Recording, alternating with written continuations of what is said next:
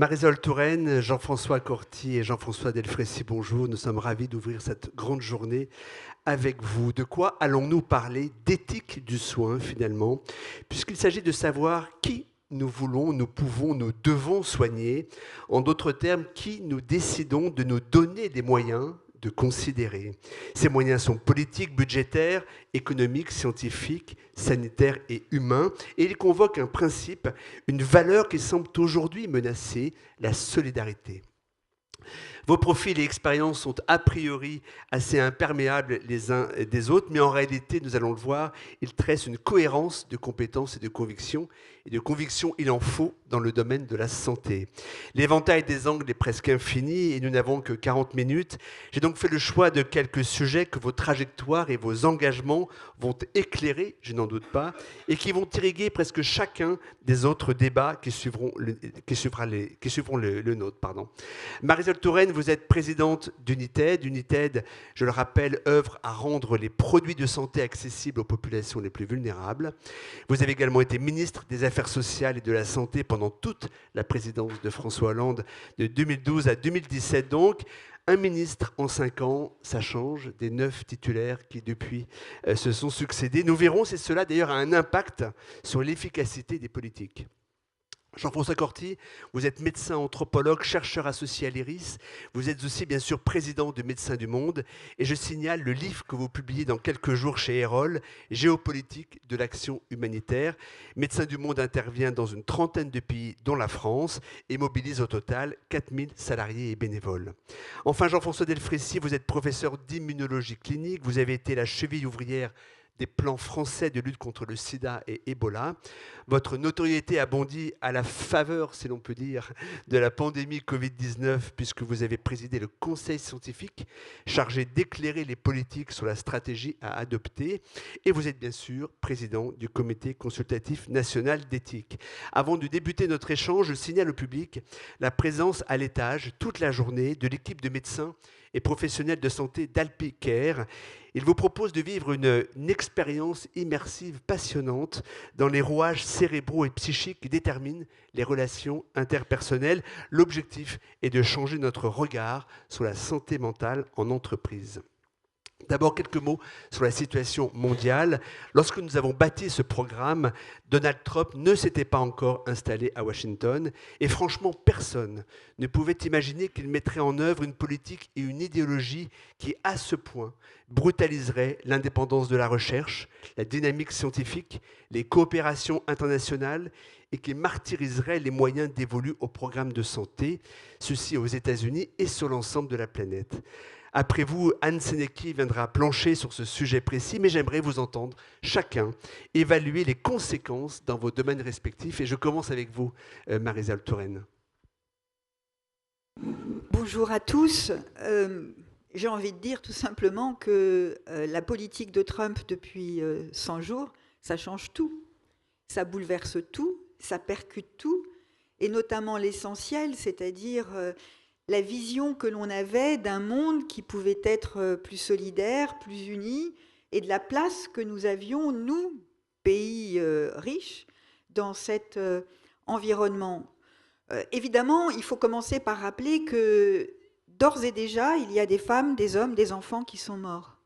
Et qui sont morts parce qu'ils n'ont pas eu accès aux traitements qui étaient les leurs, parce qu'ils n'ont pas eu accès aux hôpitaux ou aux centres de soins auxquels ils avaient l'habitude de se rendre, parce que ces hôpitaux et ces centres de soins ont mis la clé sous la porte. On estime à une dizaine de millions le nombre de contaminations supplémentaires par le VIH dans les années qui viennent, probablement 3 millions de morts supplémentaires au cours des toutes prochaines années. Je rappelle qu'il y avait à peu près 600 000 700 000 morts du sida l'année dernière. Donc on voit le décalage. Je pourrais égrener les maladies, la santé des femmes, la tuberculose, le paludisme, et les chiffres seraient tout aussi effrayants, mais ils sont tellement gigantesques qu'on a un peu peine à réaliser ce que cela représente. Et donc moi, ce que je voudrais dire, c'est que évidemment la priorité, c'est... Évidemment, l'enjeu principal, c'est la vie concrètement de ces femmes et de ces hommes dans les pays les plus pauvres, mais qu'au-delà de ces chiffres, c'est l'idée même d'un monde ouvert, connecté, qui est mise en cause, parce que je veux rappeler, on l'a vécu au moment du Covid, et on finit par l'oublier, sauver des vies ailleurs que chez nous, c'est aussi se protéger ici. Et donc, si on ne veut pas sauver des vies ailleurs par humanisme, par solidarité, il faut au moins le faire par intérêt, parce que, je le répète, on ne peut pas se protéger ici sans protéger les autres là-bas. Jean-François Corti, sauver des vies ailleurs que chez nous, c'est l'une des missions de Médecins du Monde. Comment une ONG comme la vôtre est-elle concrètement impactée dès maintenant par ces bouleversements que met en œuvre l'administration Trump ? Écoutez, je partage d'abord tout ce que Marisol Touraine vient de dire en termes d'impact sur la vie de milliers de patients. C'est ça l'urgence qu'il faut dénoncer, mais on est dans un contexte où il y a une accélération au fond de ce que le populisme peut faire sur les politiques publiques, notamment en matière de santé. Malheureusement, ce n'est pas nouveau, mais ça s'accélère. Et donc, les annonces de M. Trump de début 2024, de coupe notamment de l'USAID, l'agence américaine sur l'aide internationale, ça représente 40% de financement de l'écosystème humanitaire, ce qui est monstrueux. Hein. Et on savait déjà qu'il y avait un problème d'avoir cette asymétrie de financement qui pourrait un jour exprimer ce que l'on voit aujourd'hui, c'est-à-dire une catastrophe. Cette annonce de M. Trump, elle a engendré une dévastation humaine, on l'a rappelé, à la fois pour des patients, mais aussi pour des organisations humanitaires, qu'elles soient américaines ou à l'échelle de la planète, puisque USAID finance plusieurs milliers, c'est 4500, près de 5000 programmes, et donc des centaines, voire des milliers d'organisations. Donc ce sont aussi des centaines et d'organisations qui ont dû fermer la porte, qui ont dû mettre la clé sous la porte. C'est des associations aussi françaises, dont certaines ont les budgets, on va dire, issus de fonds institutionnels qui ont dû aussi licencier de manière massive. Et donc, on est dans un contexte d'attaque en règle de l'écosystème humanitaire, mais de manière brutale, et dans un contexte aussi où, fin 2024, déjà les Européens avaient annoncé une coupe de 40% de l'aide publique au développement. Et le gouvernement de M. Bayrou, sur le budget français de 2025, a annoncé une coupe de 37%, et a voté une coupe de 37% de l'aide publique au développement. Donc on est dans une dynamique, et en Europe, ces coupes de l'aide publique au développement se font sous pression des populisme et de l'extrême droite qui souhaitent réorienter des projets, des financements vers des enjeux plus sécuritaires ou de lutte contre la soi-disant vague migratoire. Donc Trump accélère une dynamique d'impact du populisme qui n'est pas nouvelle, mais qui, encore une fois, s'accélère et qui ne laisse que peu de chance à des associations humanitaires, mais aussi des agences des Nations Unies, le Programme alimentaire mondial, l'UNAID, différentes organisations des Nations Unies, le PEPFAR, on en parlera aussi, un programme présidentiel américain, qui se retrouve en situation de pouvoir faire son travail. Donc, pour Médecins du Monde, nous avons un budget de 150 millions d'euros, Médecins du Monde France. La moitié des financements, c'est des fonds institutionnels issus de différents États, de l'Europe, et l'autre moitié, c'est de la générosité du public et des fondations. Donc on a moins de 4% de notre budget qui est impacté par la coupe USAID. Donc on va tenir le cap. On n'a pas de problème.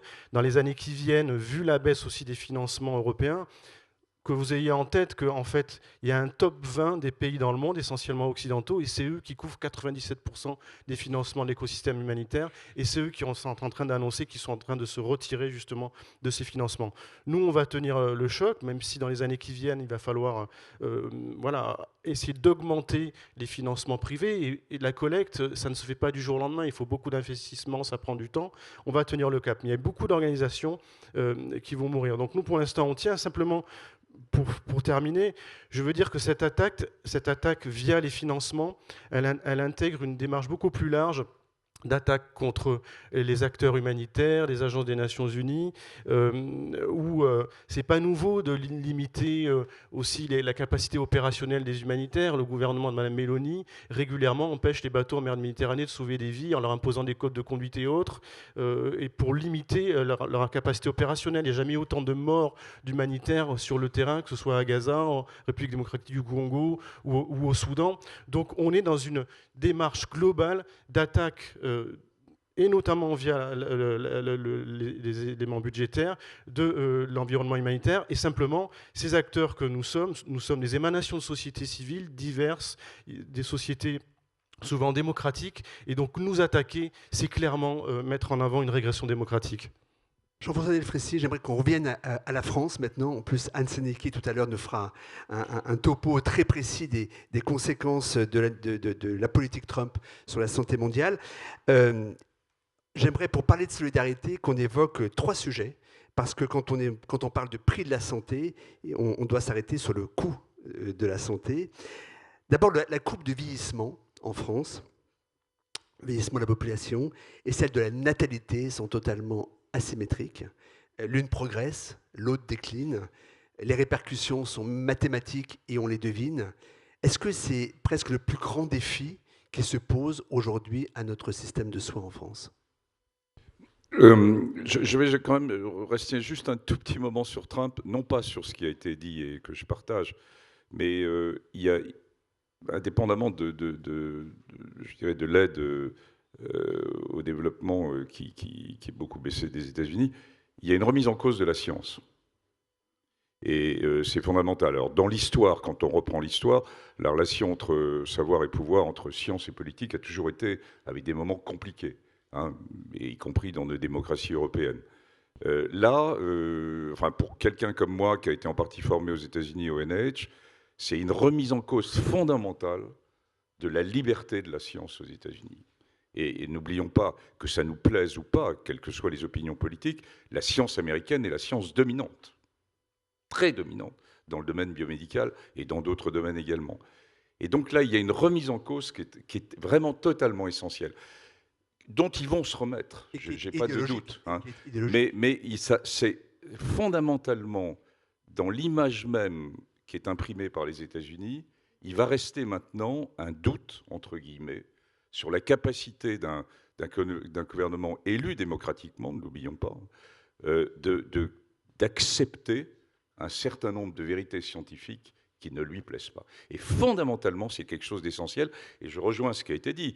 C'est-à-dire, c'est assez facile de rester derrière Trump en disant c'est les US, c'est pas nous, etc. Non, on l'a à nos portes, on l'a en Europe, on l'a même probablement en France, où des remises en cause d'un certain nombre de grands sujets scientifiques pourraient également être là.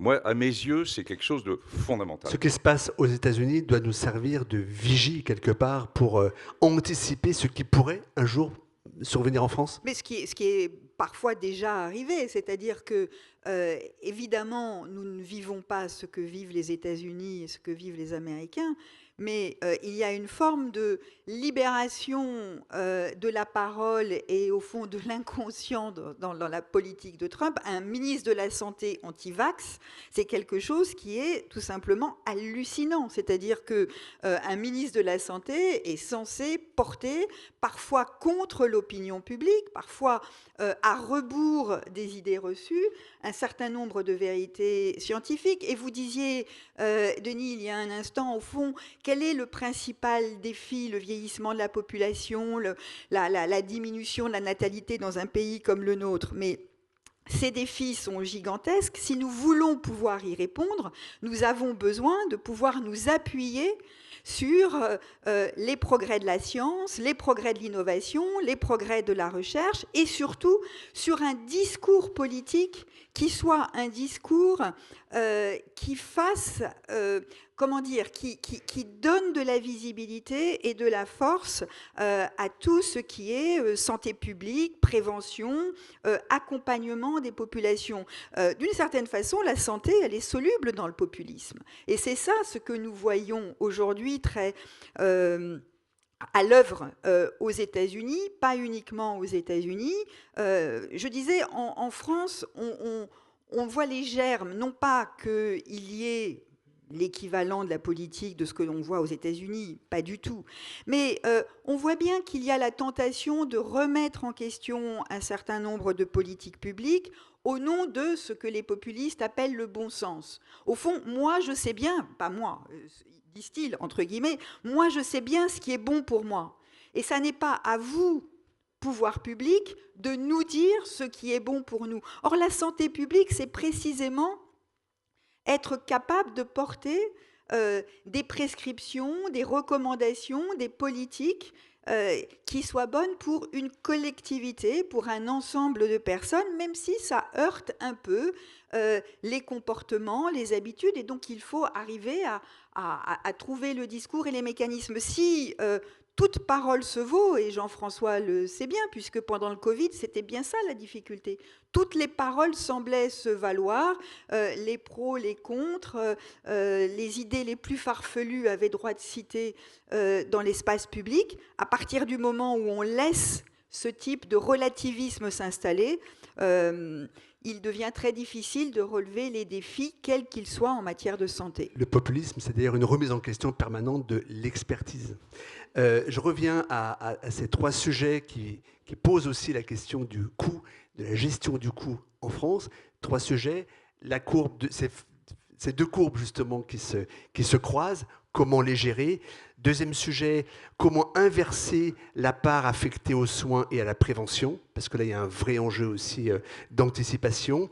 Et puis le troisième sujet, comment assurer l'accès à l'innovation pour tous quand on voit le prix des thérapies, le prix des médicaments flamber aujourd'hui.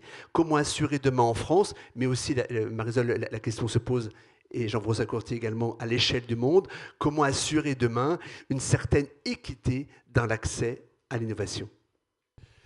Peut-être sur le premier sujet, pour répondre sur, en effet, la courbe baisse de la natalité et vieillissement.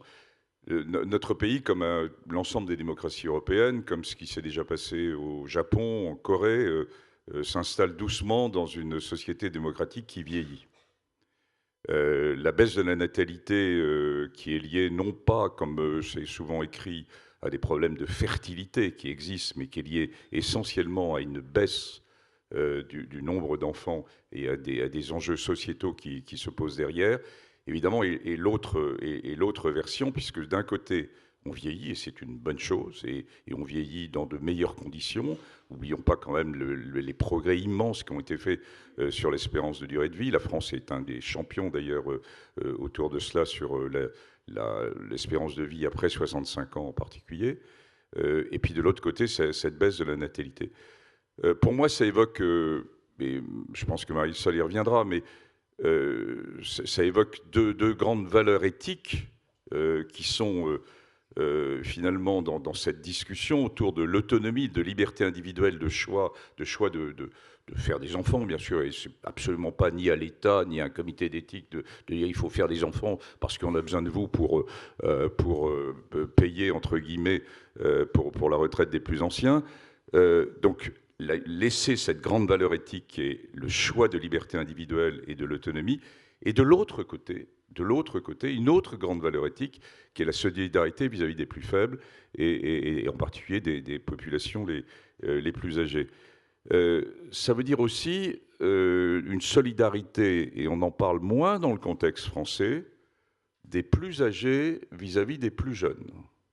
On demande essentiellement des efforts en ce moment dans la discussion autour des populations les plus jeunes par rapport aux populations les plus âgées. Moi qui suis la population la plus âgée, on a eu des années de rêve, des années d'or dans les 40 dernières années. Nous sommes aussi responsables en termes solidaires de ce que nous allons livrer aux générations qui vont suivre. Et ça, je pense que c'est un des points qui n'apparaît pas suffisamment dans le débat national, c'est-à-dire que dans cet aspect de solidarité, c'est dans les deux sens. Et on parle toujours dans un sens des plus jeunes vis-à-vis des plus anciens. Ces plus anciens, actuellement, qui sont favorisés pour un certain nombre d'entre eux, pas tous, j'ai bien conscience de faire partie des favorisés, doivent aussi avoir un retour sur les plus jeunes. Tout le monde mérite d'être soigné, me disiez-vous, Jean-François Courtier, quand on préparait le débat. Aujourd'hui, ce postulat, sentez-vous qu'il peut être concrètement mis en question, remis en cause? On a vu que les populismes s'attaquaient aux plus précaires, aux minorités, aux femmes, avec une vision idéologique du monde qui est très marquée sur l'exclusion et qui ne met pas en avant la lutte contre les inégalités sanitaires, sociales et environnementales. Donc moi je défends et je représente une association qui défend la lutte contre ces inégalités et qui rappelle que dans le champ de la santé, plus l'écart de santé est important au sein d'une population, plus l'état global de santé de la population sera mauvaise. Donc je défends une vision de la santé publique humaniste, fondée sur une vision de l'altérité solidaire, mais aussi sur le respect de ce principe de santé publique qui rappelle cette évidence. Le problème, c'est qu'aujourd'hui, on voit un État social qui est censé appliquer cette lutte contre les inégalités, qui est remis en question par ces idéologies populistes et qui se traduit par une augmentation des inégalités. On est près de 15% de la population qui vit sous le seuil de pauvreté. C'est près de 30 à 40% de Français qui retardent leurs soins pour des raisons notamment financières, dans une forme de financiarisation du marché de la santé qui devient justement un peu trop un marché. Voilà. Et l'idée, c'est peut-être de rappeler que la lutte contre les inégalités passe par une remise en question, la financiarisation et la privatisation à outrance du champ de la santé. Pardon, je me permets de vous interrompre parce qu'on a publié donc un sondage dans la Tribune Dimanche il y a 2 jours, un baromètre CSA pour Havas, qui montre que 60% des Français redoutent et 25% espèrent une privatisation totale du système de santé. Jusqu'où, selon vous, dans quelles limites, d'ailleurs, au nom du bien commun qu'est la santé, doit-on poursuivre la privatisation du système de santé? Jean-François Delfraissy, en préparant le débat, vous me disiez, il ne faut pas de tabou. Il n'y a aucun tabou sur ce sujet-là. Il faut les briser tous, il faut les aborder tous. Qu'entendez-vous par là? Quel tabou, justement, faut-il affronter? Non, je pense qu'on est dans un modèle français qui, certes, est imparfait, mais qui reste, quoi qu'on dise, ce que disent ceux qui voudraient beaucoup plus, ceux qui disent que ce modèle est complètement à bout et qu'il faut bien sûr le passer dans le modèle privé. Moi, je suis de ceux qui pensent qu'on est un modèle solide, qui a été construit en effet sous la forme de solidarité, mais je laisserai Marisol le dire mieux que moi, et qui reste quand même terriblement d'actualité. Hein. Alors, quand on regarde sur un certain nombre de chiffres, c'est vrai qu'il reste dans ce pays où l'égalité est dans l'ADN égalitaire républicain français. L'exemple qu'on cite souvent et que tu connais bien, c'est le RER entre la durée de vie, de vie à Sceaux et la durée de vie dans le 9-3. Il y a 8,5 ans de différence. Hein. 8,5 ans de différence. Et dans ce modèle très égalitaire à la française. Bon, ce qui montre qu'on a encore un peu de champ à gagner. Mais inversement, si on regarde par rapport aux États-Unis, il n'y a pas photo, hein, alors que le pourcentage consacré au PIB, à la médecine, enfin aux soins aux États-Unis est largement supérieur à celui de la France. Si on regarde par rapport aux autres pays de l'OCDE, y compris par rapport aux grands pays comme l'Allemagne, enfin sur mettons de l'Europe de l'Ouest, on a un certain nombre de marqueurs qui montrent que ce modèle français n'est pas si mauvais que ça. Hein. Et on est dans cette complexité où on sent bien qu'on est à bout de course d'un modèle qui s'est construit dans les années 50, et où là, il y a 3 solutions. Soit on casse complètement le modèle et on va vers un modèle privé. Bon, à titre personnel, c'est évidemment pas du tout ce que je souhaite, mais surtout, j'ai jamais véritablement vu un plan se construire autour d'un modèle privé, même si je suis ouvert à tout ça. Moi, j'attends encore que le modèle privé, que les cabinets X et Y, KPMG ou les autres, nous sortent quelque chose d'intéressant là-dessus. C'est en permanence critique, mais c'est jamais de construction réellement positive. Hein. Parce que ce modèle français, si on se réfère à ce qui est réellement privé en France, vous avez 2 structures qui sont complètement privées. C'est l'américain à Neuilly et c'est l'hôpital de Monaco. Hein. Tout le reste et avec une série de contrats, et rentre dans un système qui est celui de la sécurité sociale, avec des remboursements qui sont plus ou moins importants. Donc on a ce modèle privé.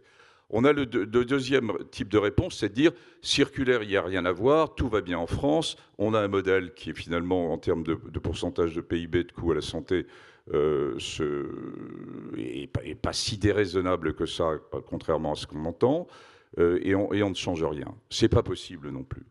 Il faut probablement trouver quelque chose au milieu, qui est à trouver, mais c'est pas seulement aux politiques de le trouver, c'est pas seulement aux médecins de le trouver, c'est pas seulement aux citoyens de le trouver, mais c'est probablement dans quelque chose de construction autour, on y reviendra tout à l'heure, mais un peu de vision de démocratie en santé, qui peut se construire en faisant évoluer le modèle des années 50, sur un modèle qui s'appuie à la fois sur les changements radicaux qui vont exister en médecine, en particulier avec l'arrivée du numérique et santé, qui va nous bousculer complètement, beaucoup plus qu'on ne l'imagine. Bon.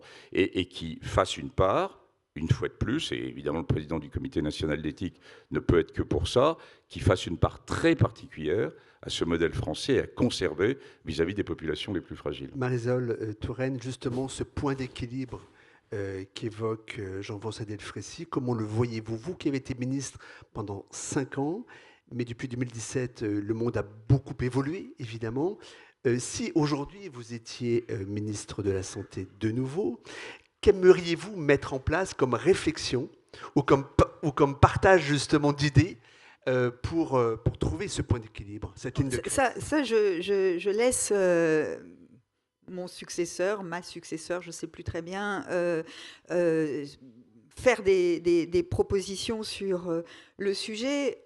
Moi, ce que je veux dire, c'est que je partage ce qui a été dit par Jean-François Delfraissy. Je comprends très bien la préoccupation exprimée par Jean-François Corti, qui est que dans la remise en question actuelle, nous devons être attentifs à ne pas oublier les plus vulnérables, parce qu'il est tentant de refonder le système, ou de refonder ou de réorienter le système en faisant en sorte, au fond, qu'il réponde mieux aux aspirations de ceux qui sont inclus, même si ce ne sont pas forcément des gens très riches, mais des gens qui sont inclus dans le monde du travail, notamment, et de laisser aux marges ceux qui ont des difficultés d'accès au système. La question de l'accès, pour moi, elle est absolument essentielle. Alors, je suis un peu, évidemment, influencée par mon activité aujourd'hui d'United, où, au fond, nous considérons que le sujet central, c'est celui de l'accès équitable à la santé, que si l'innovation existe, mais qu'on ne peut pas y accéder, au fond, cette innovation ne sert pas à grand-chose. Mais moi, je voudrais dire quand même que le système français, il est regardé avec envie dans énormément de pays. Nous voyons ici, parce que nous vivons ici, parce que nous l'expérimentons au quotidien et que nous pestons à raison, lorsque nous attendons trop longtemps aux urgences, lorsque nous n'arrivons pas à avoir un rendez-vous dans un délai raisonnable, etc., etc. Mais il faut réaliser que dans beaucoup de pays étrangers, le système français apparaît comme une référence, pas forcément l'idéal pour tous, mais une référence de ce qui permet de soigner à faible coût pour les gens, pas pour le système, mais pour les gens, de manière tout à fait globale. Vous disiez la remise en question. Pour moi, la remise en question, ce n'est pas simplement le système de santé ou la réorganisation de la politique de santé. C'est un enjeu de protection sociale de façon beaucoup plus globale. On ne parle pas des retraites ici, aujourd'hui, mais si on parle de vieillissement de la population, il est difficile, évidemment, de ne pas avoir à l'esprit la question de notre système de retraite. Et c'est l'ensemble de la protection sociale qui a besoin, selon moi, d'être réexplicité. Au fond, tout cela repose sur un contrat qui est né en 1945, mais qui n'a cessé d'être réexplicité, refondé au fil des années. On ne vit pas quand même uniquement, Jean-François, sur un modèle des années 50. Le modèle, il a été conçu dans les années 50, mais il a été réactualisé, revitalisé, refondé tout au long de ces 80 dernières années. Et aujourd'hui, me semble-t-il, au fond, les termes du contrat ne sont plus nécessairement explicites et clairs pour la population. En quoi est-ce que je dois contribuer? Quel est le retour que j'ai? La promesse du système français, c'est le jour où vous avez besoin de la solidarité nationale sera au rendez-vous. Mais tout cela suppose un donnant-donnant.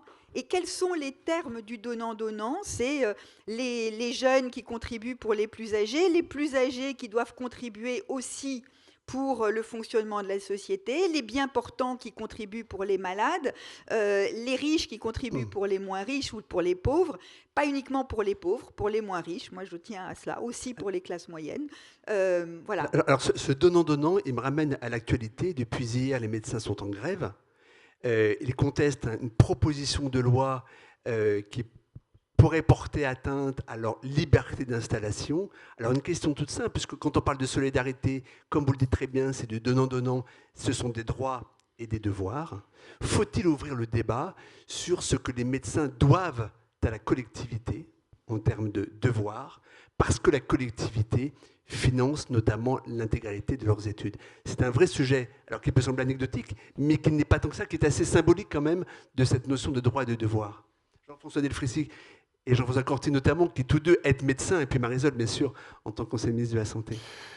Le principal frein à l'évolution de notre système de santé, ce sont les médecins eux-mêmes. C'est pas moi qui l'ai dit. Je vous laisse développer, Jean-François Delfrécy, parce que c'est assez important quand même comme propos. Et c'est un prof de médecine, public, 50 ans derrière lui, qui vous dit ça, mais en toute tranquillité. Je le pense profondément.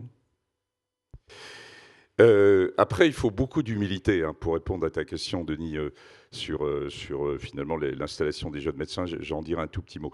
Mais vraiment, je le pense, c'est-à-dire qu'il y a une série de lobbies en France autour du médecin, de l'ensemble des enjeux de santé qu'on ne peut plus accepter là maintenant. C'est plus possible.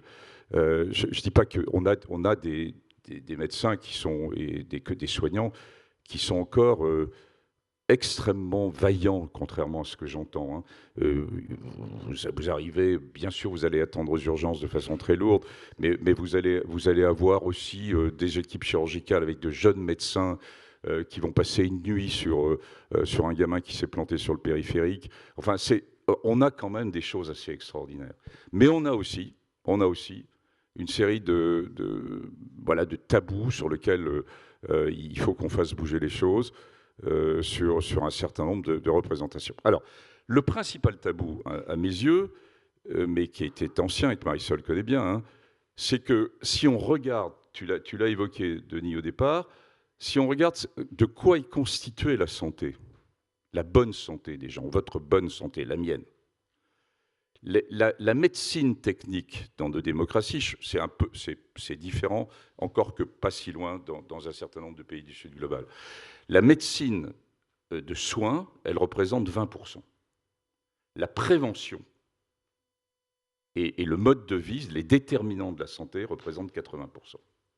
Et inversement, en termes de financement, on consacre l'inverse, c'est-à-dire on consacre presque 90% aux soins et 10% à la prévention. Enfin, en gros, à 1 ou 2% de près.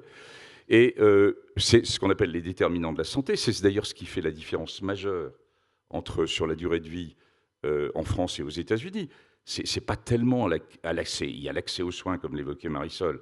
Mais le deuxième élément, c'est la qualité, et en particulier dans les écoles. C'est le repas qui est donné à nos gamins ou à nos petits-enfants avec des légumes verts, encore dans les écoles françaises actuellement, alors qu'aux États-Unis, ils ne savent pas ce que c'est, et donc avec des troubles de l'alimentation qui sont majeurs. Donc, c'est un message, ça, très fort, de se dire que si on veut maintenant, en termes de rapport qualité-prix, là où on peut avoir le maximum d'impact, c'est en passant tout doucement, parce que ça ne peut pas être une révolution, mais si on arrivait à passer de 10 à 15% en termes de budget, en termes de prévention, et un tout petit peu moins en termes de soins et de curatifs, c'est-à-dire d'avoir un tout petit peu de frugalité, et ça relève typiquement du médecin et de la communauté médicale, on arriverait probablement à avoir des résultats en termes de santé et de santé des populations, et en particulier des populations les plus fragiles, qui seraient très forts. Après, sur la question précise de l'installation des jeunes médecins, moi, je pense qu'il faut là beaucoup d'humilité, hein, parce que c'est à multifacettes. À titre perso, moi, je pense que voilà, imposer, je dirais, une loi qui imposerait une installation et des limites d'installation aux médecins, moi, je veux dire, moins on impose, mieux on se porte actuellement sur un certain nombre de choses. Ce qu'il faut, c'est garder la confiance, hein. C'est quelque chose qu'on a en France. Par contre, sur les jeunes médecins, pour le futur, à partir du moment où le contrat a été annoncé au départ, de leur dire « Ok, on vous a payé vos études finalement, alors qu'aux États-Unis ou dans d'autres pays européens, c'est à 50 ou 60 000 euros par an, eh bien vous devez 2 ans à la communauté sur le terme de solidarité pour dépanner dans les populations les plus fragiles ». On l'a fait, on l'a fait quand on était en post-internat, etc. Donc je ne vois pas pourquoi la jeune génération ne pourrait pas le faire, hein. Et donc autant je suis très... Laissons la liberté sur l'installation, etc. C'est parce que réguler ça va être hyper compliqué à la française, et il faut arrêter ces régulations. Mais laisser, je dirais, au nom de la solidarité, 1 ou 2 ans, alors qu'on a payé ses études à une série de jeunes générations, pour le donner à la communauté, oui, ça ne me choquerait pas. Docteur Corti, oui, je ne vais pas m'exprimer trop sur le sujet. Simplement, si les médecins et les corps soignants ont sa part à prendre dans le fait de résoudre certaines crises, il ne faut pas qu'ils soient les boucs émissaires d'enjeux systémiques beaucoup plus globaux. Et donc voilà, je ne voudrais pas qu'on focalise exclusivement sur les soignants par rapport à des enjeux de difficulté d'accès aux soins ou de lutte contre les inégalités. Simplement, je pense que même si on a un système de santé qui est très performant, et j'en ai vu beaucoup des systèmes de santé foireux, je suis très content d'être soigné en France, ça ne nous empêche pas d'avoir des débats ouverts sur le manque de financement de la recherche en matière de prévention, tu l'as rappelé Jean-François, sur des réflexions autour de la place des négociations et de la transparence sur la négociation du prix des médicaments qui quand même impactent lourdement nos systèmes de santé, sur la possibilité d'avoir des réflexions sur les autorisations de mise sur le marché de certains pesticides et de la place du phytosanitaire dans tous les enjeux de santé publique où aujourd'hui on a du mal à pouvoir librement mettre sur la table de nombreuses pathologies en lien avec des exposomes liés notamment à des pesticides mais pas que, avec un impact très fort de mortalité sans qu'il y ait des discussions qui partent en vrille et où il y a de l'agribashing et où au fond on a du mal à pouvoir se parler entre nous. Donc simplement, et s'il me reste 1 minute pour pouvoir m'exprimer, ce que je défends et mon association défend, c'est 3 points. C'est d'abord défendre un État social sur la base de ce que le Conseil national de résistance a mis en avant, et ce qu'a rappelé Marisol Touraine, et à défendre ce contrat social entre nous, d'égalité dans l'accès aux soins, et donc mettre des moyens dans les services publics. Le deuxième point, c'est défendre une éthique médicale qui ne dissocie pas des bons et des mauvais malades. Des personnes qui, sous prétexte qu'ils n'auraient pas de papier, ne devraient pas être soignées. Et les attaques sur l'aide médicale d'État sont insupportables, notamment avec des arguments qui sont fallacieux. Et le troisième point, c'est défendre la démocratie sanitaire, la démocratie tout court. Et ça, c'est attaqué régulièrement par les populismes en cours. Et donc, c'est que les soignants, que les patients aient leur mot à dire aussi dans les constructions de politiques publiques. Et ça, c'est de moins en moins le cas. On doit bientôt conclure et j'aimerais qu'on conclue sur le sujet du projet de loi sur la fin de vie, pas sur le contenu même, mais sur la manière dont il a été apporté politiquement. Les députés ont commencé donc d'examiner le projet de loi en commission et dans quelques jours, ce sont les députés, l'ensemble du Parlement qui s'en chargera. À l'origine, il y avait un projet de loi. Le Premier ministre François Bayrou a décidé de le présenter scindé en 2 textes indépendants, l'un sur les soins palliatifs, l'autre sur l'aide active à mourir. Sans surprise et heureusement, le premier devrait être voté à une assez large majorité, en tout cas on l'imagine. Ce ne sera pas le cas du deuxième, et déjà les débats sont âpres. Et je rappelle que François Bayrou est personnellement hostile à l'aide active à mourir. Il s'est exprimé très largement là-dessus. On peut se demander si finalement une décision politique n'a pas été prise contre l'intérêt citoyen, puisqu'il faut remettre ça en perspective du travail assez exceptionnel qu'avait réalisé la convention ad hoc qui lui était consacrée. Que vous inspire justement, Marisol Touraine, cette manière dont le projet aujourd'hui arrive au Parlement ? des regrets, des inquiétudes, mais surtout de l'incompréhension, parce que, au fond, une convention citoyenne a eu lieu. Avant cette convention citoyenne, il y en avait eu d'autres à plus petit niveau. Lorsque j'étais ministre, j'avais confié la responsabilité, j'avais demandé au CCNE de faire un rapport et on avait monté un jury citoyen de plus petite taille qui aboutissait en gros déjà exactement aux mêmes conclusions que la Convention citoyenne. C'est-à-dire qu'il y a une aspiration dans la société française à pouvoir décider, choisir. Ça fait 20 ans que l'on parle de démocratie sanitaire, ça fait 20 ans que l'on parle de démocratie en santé, ce qui n'est pas exactement la même chose, et c'est un mot que je préfère, une expression que je préfère. Et au fond, ça ne veut rien dire d'autre que je veux pouvoir choisir ce qui me concerne. Et en matière de fin de vie, on y ajoutera des enjeux de dignité, de conception de ce qu'est, ce que doit être sa vie, non pas la vie, mais sa vie. Et je suis très étonnée de voir les passions que cela déchaîne, parce que il me semble qu'il ne s'agit de ne rien imposer, ou il ne s'agit pas d'imposer quoi que ce soit.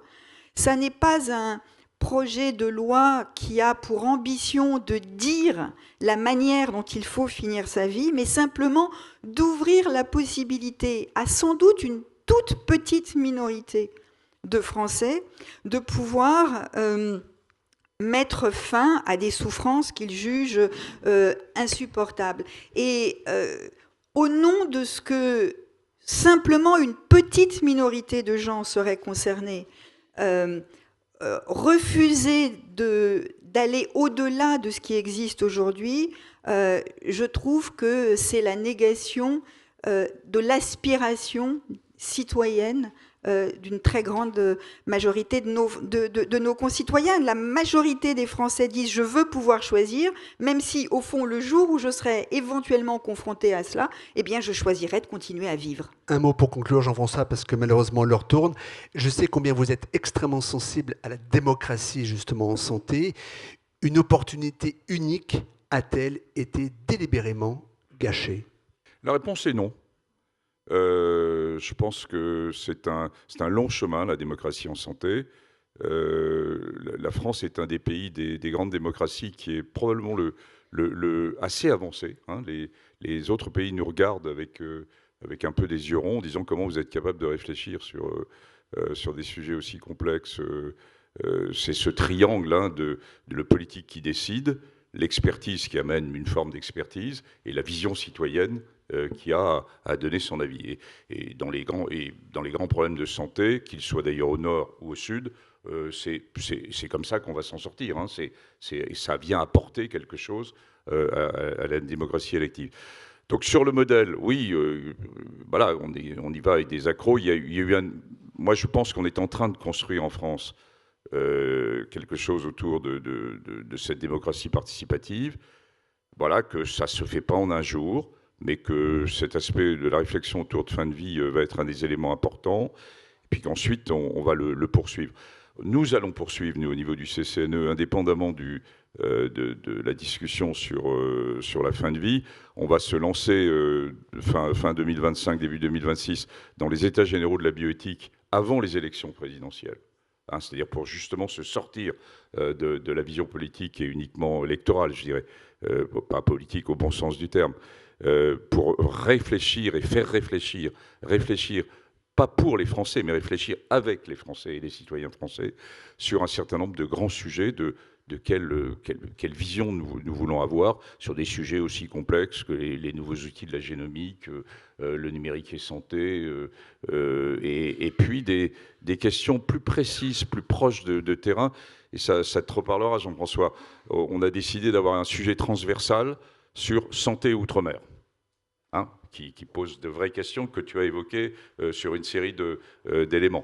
Et donc, moi, je pense vraiment que la France est à un chemin, et quelle que soit la vision politique, sauf les extrêmes, il faut qu'on arrive à construire ça et à le mettre pas trop le réguler, laisser beaucoup de liberté sur la façon dont on le construit.